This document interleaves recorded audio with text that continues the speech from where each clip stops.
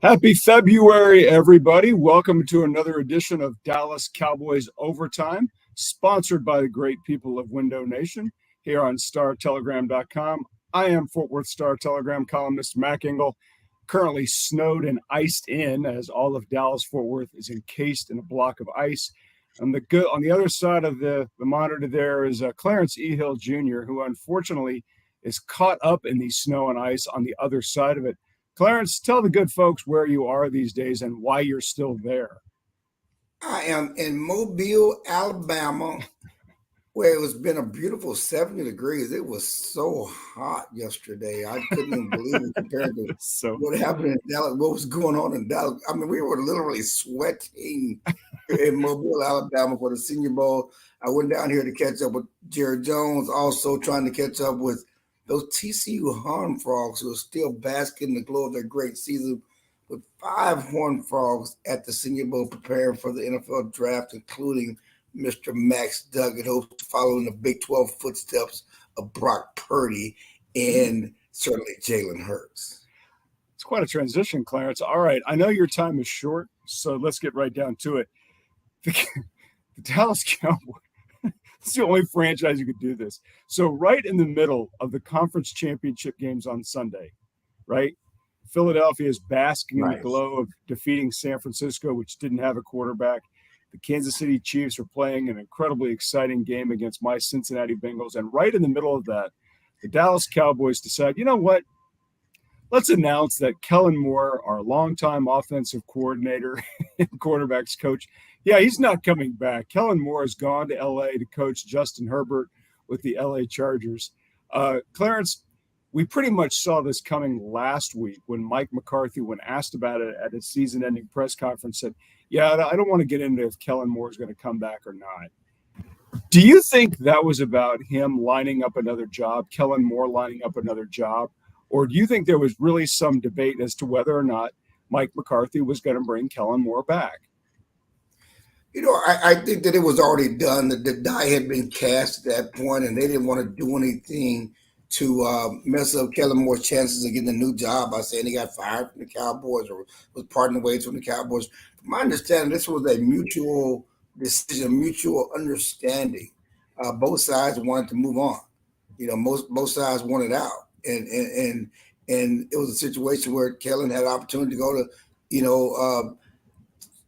to San Diego, go to the LA Chargers, and so it was a matter of timing when it was going to happen. But he pretty much knew when he wouldn't say Kellen Moore's coming back, and he was gone. It was just a matter of how it was going to be announced and how they were going to do it. And again, just from a Kellen Moore standpoint, let's understand the Cowboys moved away from a total of 8 coaches, since the end of the season. You look at all the coaches they moved away from. Some of it was about streamlining the coaching staff and getting a smaller staff.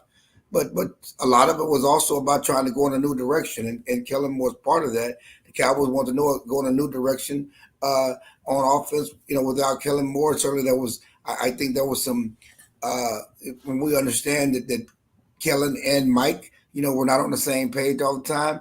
And now Kellen Moore gets to go from Dak Prescott to Justin Herbert. Clarence, do you think Kellen Moore wanted to leave, or do you think Mike McCarthy wanted Kellen Moore to leave? But first of all, I think Kellen wanted to leave as well. You got to understand that Mike wasn't going anywhere.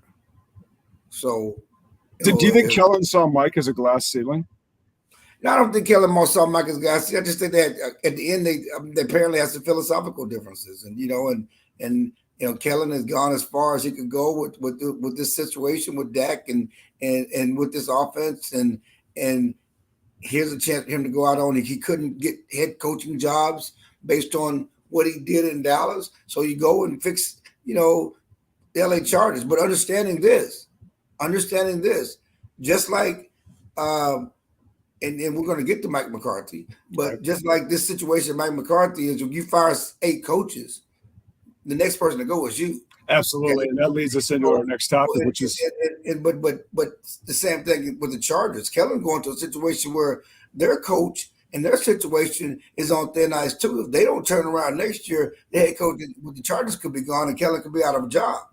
No doubt. And that leads us into our next topic, which is, this is Mike McCarthy, who will be entering his fourth season, still under the same 5-year contract. He hasn't been given an extension, but this is Mike McCarthy basically fighting this situation on his own terms. And if this is gonna work, then he's gonna do it his way. Do you think, Clarence, when he took the job, Jerry told him, you're going to keep Kellen Moore as your offensive coordinator? Or do you think Jerry said, look at the staff, evaluate it, keep who you want? Because he's done it both ways. Jerry's put staff members, Jerry has shoved staff members on a head coach. Do you think Mike wanted Kellen, or Jerry told him, you're keeping Kellen Moore when he took the job? Well, I mean, we'll never know the truth, because Mike, when he was in Green Bay, he called plays, except for one year in 2015, and he said, I'm never not going to call plays again. Okay. Then he comes to Dallas, gets his job. He spent the entire offseason between Green Bay, when he didn't have a job, and coming to Dallas, learning offenses, studying offenses, So when he, goes to a new place, he's ready to put his plan in place. And then he comes to Dallas, he doesn't put his plan in place. Everything he learned in the offseason, he doesn't get to put in place because it's not his offense. And he says, I want to keep Kellen because of the success they had with Dak. But clearly that was Jerry Jones part of that one to keep Kellen. And so they made it work. I mean, they had the number one offense in the league last year. Right.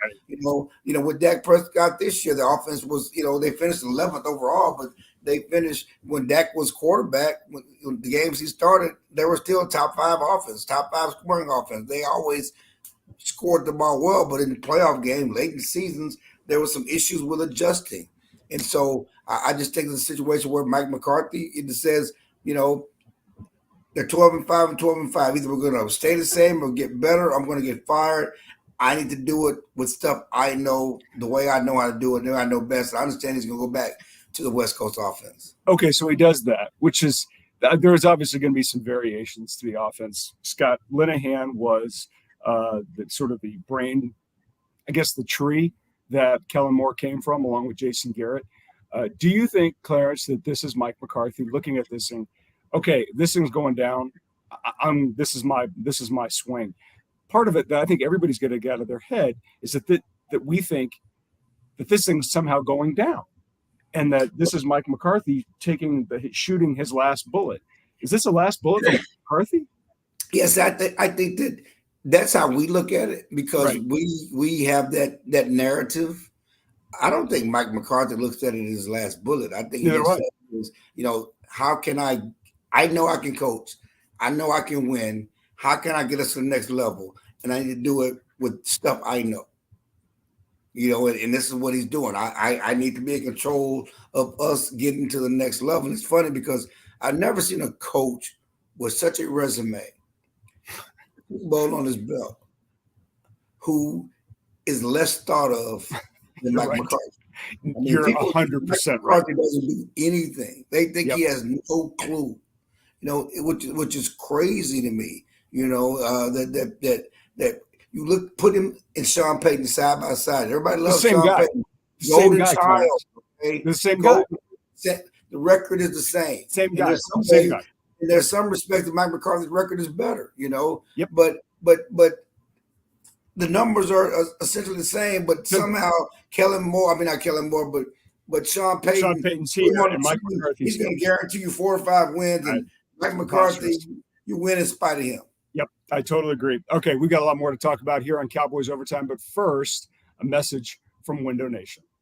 Window Nation, the star of window replacement and proud partner of the Dallas Cowboys, can help you fill the house this season with savings. Buy 2 windows, get 2 free, and make no payments and pay no interest until 2025. Fill your house for a customized authentic Dallas Cowboys jersey while supplies last. You could even help fill the Cowboys house and win tickets to a game. Visit windownation.com/Cowboys now for details. Call 866-95-NATION. Window Nation, proud partner of the Dallas Cowboys.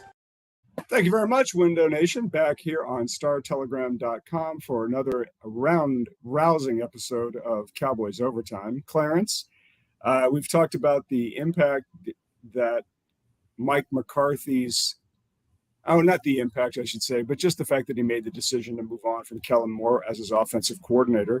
Since Dak Prescott came into the league, The guy in his ear was Kellen Moore, and now Kellen Moore is gone. So Kellen Moore obviously did a lot of good things with Dak Prescott, for Dak Prescott, and now Dak Prescott is going to have a new voice exclusively in his ear coaching him. What do you think the impact this is going to have on number 4 as he tries to get around? I mean, he's been a really good player. He is a really good player. There's just that one obstacle, that playoff obstacle that he has not been able to clear. What kind of impact do you think this is going to have, changing offensive coordinators, changing offensive voices, and as a quarterback's coach too, will ultimately have on number 4? Well, I mean, I think number one, I think that there's certainly some thought process within the organization that, it's all been about making Dak comfortable.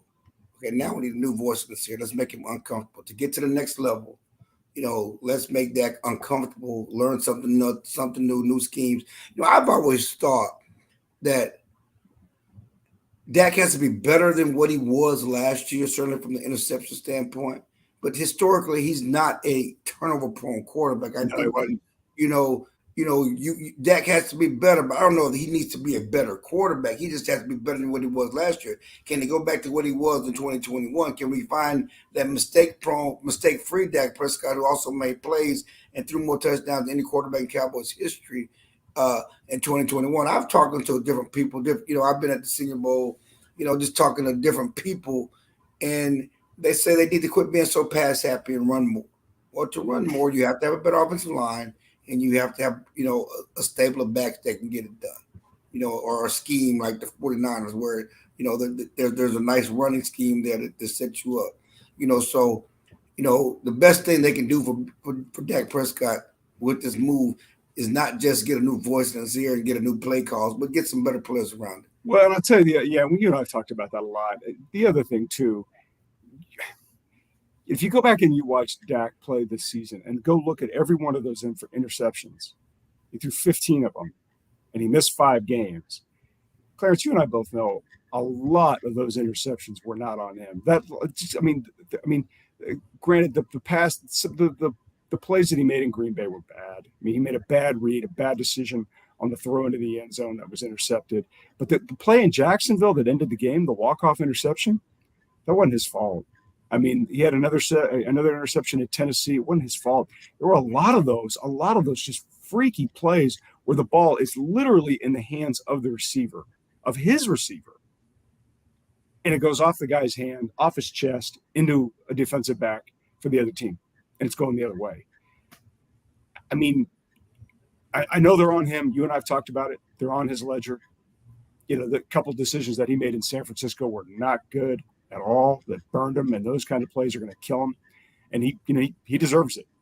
But I think when we go back and you really dissect his season, all those passes, a lot of those things, Clarence, it's over the top. Now he understands it. You understand it. Yeah, you're the quarterback of the Cowboys, and you're going to get it. Yeah. No, his play wasn't as bad as the numbers suggest and certain interceptions suggest, but the bottom line is they're on his ledger. That's what we're talking about. He does have to root that out of his game. But one thing that's also on his ledger, and the Cowboys' ledger, here we go. They retired Tom Brady. They did retire Tom Brady. That's funny. Last quarterback to defeat Tom Brady was Dak Prescott. The last person to sack Tom Brady was Michael Parsons. Tom Brady's retired. And the last person to sack Tom Brady was J-Ron Curse. That's going to be the parade. The Dallas Cowboys are the most profitable. Hang a banner like the Aggies. You know how they make up the things to hang banners on? Hang a banner. So Tom Brady announced this morning, apparently he informed the Tampa Bay Buccaneers on February 1st at 6 a.m. Eastern time that this time he's going to retire for good. He retired last season. This is the sequel. He came back to play. He opened the season with a win at Dallas, and then he ended the season with a home loss against the Cowboys in the playoffs, where really the team wasn't very good. They finished 8-9 in the regular season. They got their butts handed to them in the playoffs. Clarence, greatest of all time. There's no doubt about it. The resume speaks for itself. But the fact that he came back, he got divorced this year. I'm sure that obviously had an impact on his production. But do you think it was, Clarence, not just for him, but we see a lot of these guys that retire and they come back. Should this be a warning that when you come back, it's never as good? That if you retire the first time, you should probably stay retired? Well, I mean, Bill Parcells said a long time ago, if you're thinking about retirement, you retire. Okay, you got one foot out the door, you already retired. Football players play football. You can be singularly focused on playing football as long as you're playing. But when you're thinking about retirement, you're already retired because you already got one foot out the door. Certainly, he didn't come back for this. He didn't come back for the season they had to go 8-9 and lose to get blown out by the Cowboys. That's not why he came back. And I'm sure if he looks at the landscape, it was either Tampa Bay or retirement. He wasn't going to see much improvement next year in Tampa Bay. So, it's time to walk away. The good news is he walks away with his health. And he didn't get a situation where, he was forced out the game. He walked away with his health. He does have those 7 Super Bowl rings. I don't think anybody's ever going to top that. And people don't understand how hard that is to get those 7 Super Bowl rings. I've said this, I've been talking about this all week. I've talked about this a long time. I was around when the Cowboys dynasty ended and Brett Favre took over. He won 3 MVPs, and Green Bay won that title with Reggie White. And so here comes the Green Bay dynasty. Here's Green Bay's going to run off a few. It's time for Brett Favre to take that trade with Mantle and win 2 or 3. He never won again. Nope. Okay, he came back. John Elway took his cornbread and won 2 in a row and retired on top. And then Aaron Rodgers, when Aaron Rodgers won that title with Mike McCarthy, right in the middle of the Tom Brady run, we think, okay, it's time. It's Aaron Rodgers' time. He has the best skills. He's ready to take that mantle from Tom Brady and do his thing, win 2 or 3 in a row and be the greatest quarterback ever. And he still may be one of the greatest quarterbacks ever. He's got as many MVPs as anybody. He's never even gotten back. No, how about Peyton Manning with the Colts? But all that dynasty team. He won to. Hang on. I'm thinking about just Peyton Manning, that Colts team, all those Hall of Famers. That was they won 1. They won 1. They went to 2. They won 1, and then Tom Brady got to. Peyton Manning got to another one, but clearly he was at the end. He couldn't throw the ball. Right, it was the best defense around, right? For sure. And you speak to how hard it is. The fact that it's remarkable what he did. And I mean this sincerely for anybody over the age of 40. He truly was inspiring to watch him go out there and take care of his body and to perform at that level against guys half his age. It's amazing. Yeah. Hold on one second. Can you come back? All right. Last topic here on Cowboys Overtime. Last topic. We're going to move Super Bowl set. It's going to be the Philadelphia Eagles. That's a killer for Dallas Cowboys fans. The Super Bowl will be the Philadelphia Eagles against the Kansas City Chiefs. The Eagles are 1.5 point favorites. 1.5 point favorites. The Chiefs beat my Bengals in the AFC title game, a highly exciting, memorable game. Clarence, we'll talk about this more next week, but let's give you your early prediction. Who do you got winning that game? Kansas City and Patrick Mahomes or Jalen Hurts?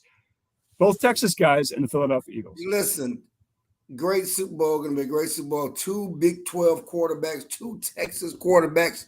The first time 2 black quarterbacks ever faced off in the Super Bowl. Homegrown guys from Texas. If you grew up watching Texas high school football, I do not want you to bring up this zinger. Well, they didn't go to University of Texas. I wasn't going to mention that. You just I wasn't going to say Facebook. We always like a troll. But anyway, no, great Super Bowl. Great thing. Great lead up to the week. I got the Magic Man. I mean, we were talking about the GOAT, and the next GOAT again is Patrick Mahomes. He's what he's done, what he's able to do. And people keep talking about, well, Josh Allen's going to take him the best quarterback, and Joe Burrow's going to be his time. No, Patrick Mahomes still reigns supreme as the best quarterback in football. And what he did winning that game on one leg with no receivers, and it's amazing. So if he's as healthy as he was last week, he should be even healthier in 2 weeks. I'm going with Patrick Mahomes because, again, as we talked about with Brett Favre, we talked about with Aaron Rodgers, he needs another ring. He does. He's going to get one. I have a feeling watching Chris Jones absolutely dismantle the Bengals offensive line by himself, and then Patrick Mahomes beat that defense, a decent defense by himself. I'm not going against Patrick Mahomes right now. As much as I like Jalen Hurts a lot, he's a great story. You got to give Howie Roseman and the Eagles a lot of credit for what they did this season, and Jalen Hurts a lot. I mean, he's done a heck of a job since he's come into the league as a second-round pick, and after Alabama ran him off. But okay, so right now you and I are both going with Kansas City. All right, we got a lot more to talk about next week here on Dallas Cowboys Overtime. For all of your Dallas Cowboys coverage need, be sure to check us out on StarTelegram.com, and hopefully Clarence will be back from Mobile, Alabama next week. Yeah, I'm snowed in, so hopefully I'll get back tomorrow. Thank you. All right, safe travels, brother. See you guys.